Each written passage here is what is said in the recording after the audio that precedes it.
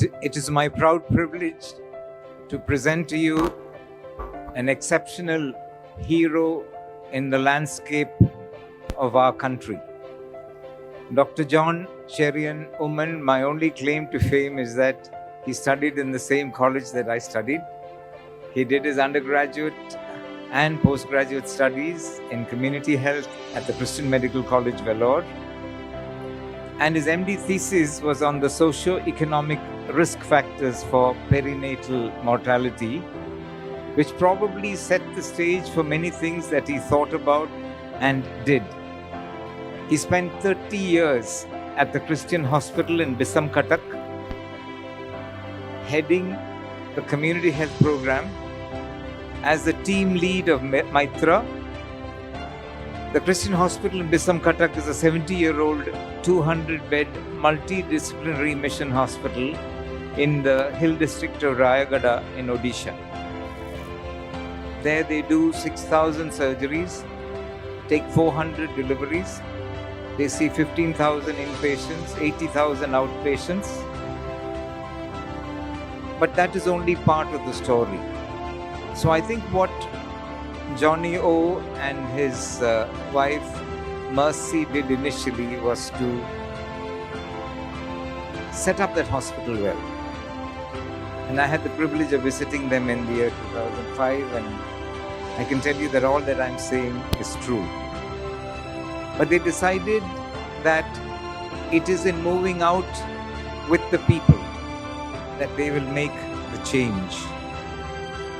So with a team of 360 staff, 15 to 20 doctors, 160 nurses, they decided to start out on several projects. The Mitra project was on health, education, economic security, dignity for all, and they covered 13,500 people in 54 tribal villages, started a residential school for 16 hill tribe villages, a training and resource unit, and moved on to training and consultancy. During the COVID season, they decided that their task was to look after the patients, build the hospital, and show a model. After which, I think, and even before that, they went on to be on several model advisory committees, and if I start reading this, you all won't be able to go for lunch. Member of the scientific advisory committees on several ICMR projects, chairman of the Asha Kiran Society, consultant to the Azim Premji Foundation, vice chairman now of the Christian Medical College, and his roles and responsibilities moved on to a higher plane of helping people, helping other institutions, including CMC Vellore, to understand the needs of the country and to move forward. Several consultancy projects have been undertaken, and even as you listen to him, you will get a gist of what I am saying. So Johnny, it's a privilege to have you here with us, and your commencement address will, I am sure, ignite the spark that we need to serve our country, to serve the nation. May I welcome Dr. John Cherian Oommen to give the commencement address.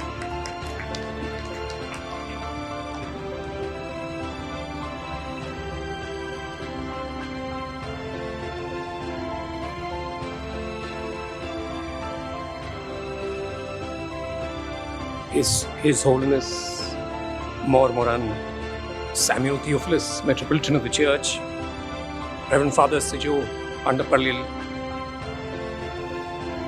Reverend Father Daniel Johnson, Dr. John Valier, my teacher, Dr. George Chandy, Principal, Dr. Elizabeth Joseph, members of the faculty, graduating batch, parents, friends, thank you for having me and my wife Mercy here. I'm overwhelmed and humbled by this opportunity. This is not usually my style. I'm more comfortable under a mango tree somewhere. But thank you so much for having us here. I want to pause to acknowledge the invisible and yet palpable presence of the founder, More Athanasius Johann, the first Metropolitan of blessed memory. In amazement at what has been made possible, where somebody is willing to see the larger picture and yet focus on details. Thank you for having me here. I must apologize. ഞാൻ മലയാളത്തിൽ സംസാരിക്കാൻ ശ്രമിക്കുന്നില്ല. അതിനൊരു കാരണമുണ്ട്. It's a little dangerous. I am from Kaviyur, just down the road. But I have lived in Kerala only for 2 years. SB College ചങ്ങനാശ്ശേരിയിൽ 2 വർഷം pre-degree പഠിച്ചപ്പോൾ.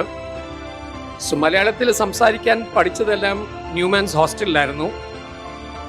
പഠിച്ച വാക്കുകൾ ഇവിടെ പറയാൻ കൊള്ളാവുന്നതാണോ ഇല്ലയോ എന്ന് എനിക്കറിയത്തില്ല. It's a little dangerous in this august company to try, and so forgive me. As I look at you graduates sitting here, and as I watched you proceeding into this beautiful convention center, I was of course reminded of my own graduation back in 1985, 39 years ago. And the fact that my class, MBBS Batch, is having a reunion 2 weeks from now. I tried to ask myself, what was it like sitting there at that graduation point? What were we thinking? What did the future look like? And now, almost 40 years later, looking back, the questions are different. And that is what I would like to focus on with you today. The question over the last year, since we've been thinking through our time in Odisha, the question that strikes me, whether I am in Believers Medical College here, or in CMC Vellore, or in a PHC in some part of the country. I was in Arunachal a month ago. The question that comes to me is why? Why do we do what we do? Why did the first Metropolitan do all this? Why are you doing medicine? Why did your parents sacrifice to put you through this? Why do we do what we do? And I'd like you to think about that, because that why question is what determines the direction of what you do. Can I just share stories from our lives that I hope will have something meaningful for you? I grew up in Vellore because my father was the chaplain at CMC. We have 5 children. 4 pengamara. I am the Ottaputran. But all of us were sent to Kerala for at least 2 years so that we can manage Malayalam. Did the MBBS. In CMC Vellore, we have a fantastic rule, that is that after you finish your MBBS, they don't give you your certificates for 2 years till you finish 2 years of service. So there's no pressure to think about NEET and stuff like that. You go serve for 2 years, because passing MBBS and becoming a doctor are totally different things. You learn only from your patients. And so I got myself sent to this hospital in Odisha for a year. Fell in love with the place. 87, 88 I was there. Fell in love with the place.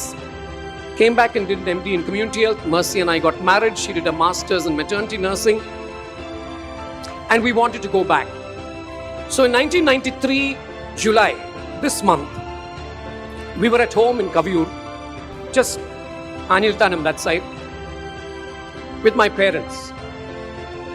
My father, a pastor, had quit college from Sarampur in 47 to bury bodies during partition in the refugee camps following Gandhiji. unusual people. All of us are slightly screw loose. And so Mercy and I sat with my parents and we asked them, is it okay for us to go to Odisha? I'm the only son. The place we are going to at that stage did not have telephones.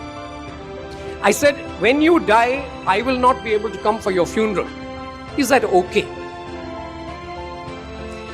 And my father said, Edamanda, if it is God who is calling you to go to Odisha, then it is God's responsibility to conduct my funeral. Ni vishwasakinnondo illiyo. There is no 50-50. And I asked myself, wow. So to parents, I want to tell you, you have hopes and dreams for your children as they graduate. I'm so grateful to my parents who said, do what you need to do. God will look after us. And it was true. And then my mother said to us, remember, your calling is to obedience, not necessarily to success. How are you going to measure your life? And then my father said something which I was mainly wanting to share with you. He said, okay, so you're going out to serve the poor in Odisha. Fantastic. What do you think will happen? At the end, will the people turn around and say, Sare, Sare, you are our savior? No. The person for whom you do the most will stab you in the back. That is the rule. It happened to Gandhiji. It happened to Jesus. Why shouldn't it happen to you? Are you ready for that or not? And that's the deal we signed on to. And in 93, we moved to Odisha, Christian Hospital, Bissamcuttack, beautiful place. People pay money to see such places. We get it for free with a salary as a bonus. Lovely life, lots of work. My early years were in community health, walking from village to village. There were no roads at that time, sometimes 10 kilometers a day, sometimes 20 kilometers a day. One knapsack full of medicines, another knapsack with samosas to eat till evening, and we'd walk. And we learnt. Our single biggest problem was malaria, and so we had to subspecialize in community-based malaria control. I take workshops on mosquito psychology. You go deep if you want to make a difference. Very soon, once we got a handle on malaria, the death rates came down. Prior to that, our under 5 mortality rate was 350 per thousand. So if you listen to what Dr. GC said, a child reaching 5 years, that was a toss of a coin. 35% of children were dying before they were 5. Once we got a handle on that, that came down, we went into education. Because education is what changes the trajectory for ordinary people. And so on and so forth. Mercy worked on nursing education. We have just retired. But retirement is like putting on new tires, a pit stop on the race of life where you change your tires and decide what next. That's just a summary of the stuff that has happened, and I'm grateful to Believers College for sending some of your students, some of your faculty to visit us, to teach us, to support us. I don't take names, but I'm grateful to each of you who have come all the way to Odisha to help us in our work.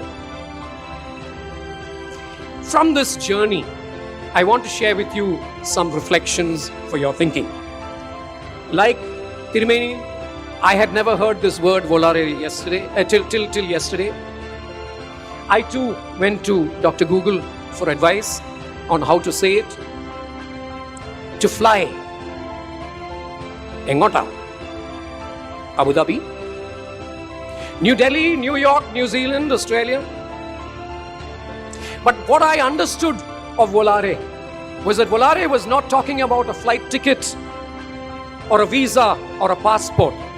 It was talking about a state of mind, of freedom, of soaring above the stuff, of being able to be in prison and yet on wings, to be able to be pressed in the casualty or the operation theatre or the OPD with patients sitting on your head, and yet in your mind to fly, to soar. That to me is VOLARE. It really doesn't matter whether you sat in the front row or the back row in class. I favor the people in the back row. I think they make the best teachers. But it's a state of mind. I want to put to you 3 thoughts that we have learned. 1, speed versus direction. My father used to say, to win the race, you have to run faster than everybody else, but you also have to run in the right direction. Be careful in the choices you make. Choose direction. Speed will come later. Some of you in your class will fly very fast initially. When you look back at 40 years, you know the difference. What changed? What difference did you make? The second idea I want to put to you is the concept of Christian healthcare. Why do we do what we do? How do we do what we do? In my own search across the years, I have found that our calling is to share the pain of people. That's why you and I are doctors.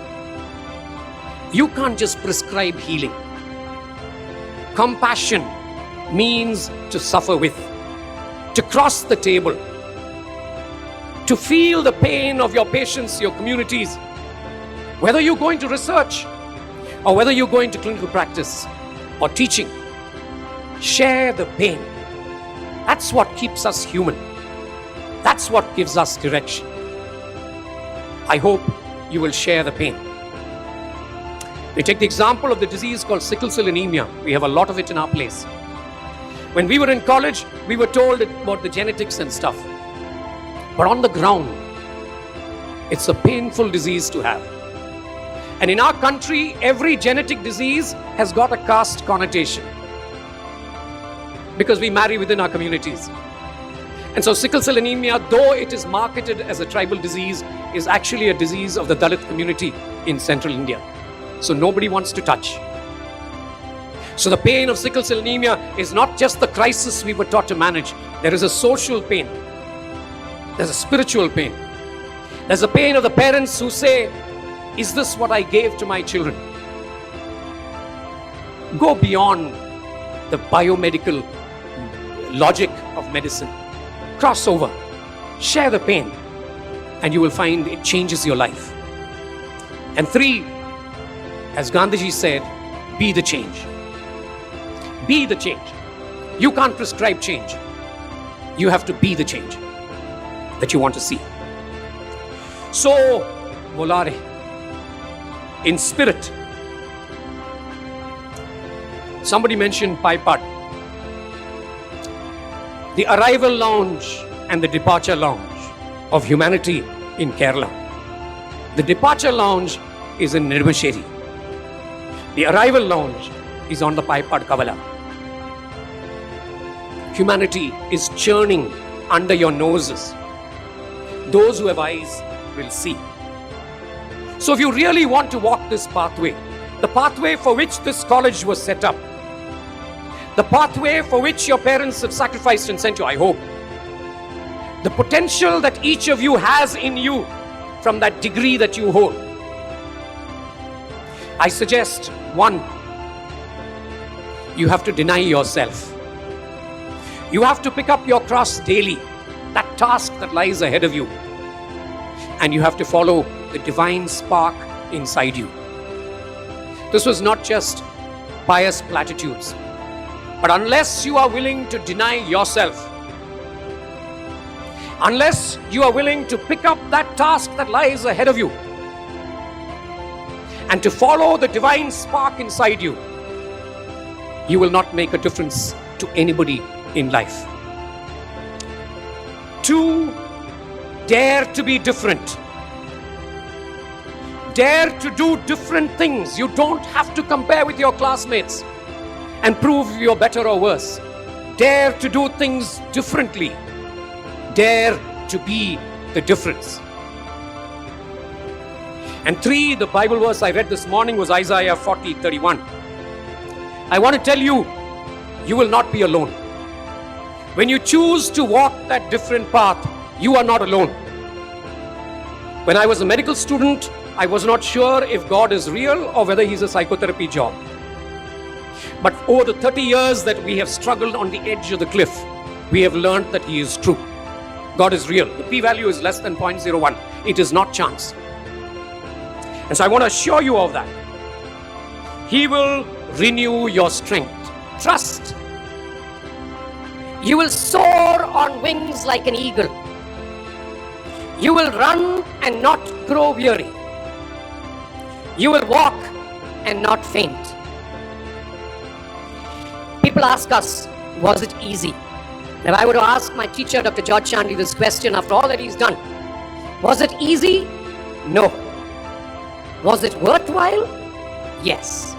That's your choice. That's your choice. You want the easy or you want the worthwhile? 50,000 രൂപയുടെ ഒരു മെത്ത വാങ്ങിക്കാം. But ഉറക്കം വന്നില്ലേ എന്നാ ചെയ്യും? You can buy a mattress for 50,000 rupees, but if you do not get sleep, what is the use? Is it worthwhile? And so, dear friends, I'm jealous of you as you set out on the profession. As a senior doctor, the previous generation, we have to apologize to you. We have messed up the field. We need you to come and clean it up. The neat mess is the tip of the iceberg. We have spoilt a noble and lovely profession. We need you to come and clean it up, to be the change, to make the difference. God bless you. God bless you. Thank you.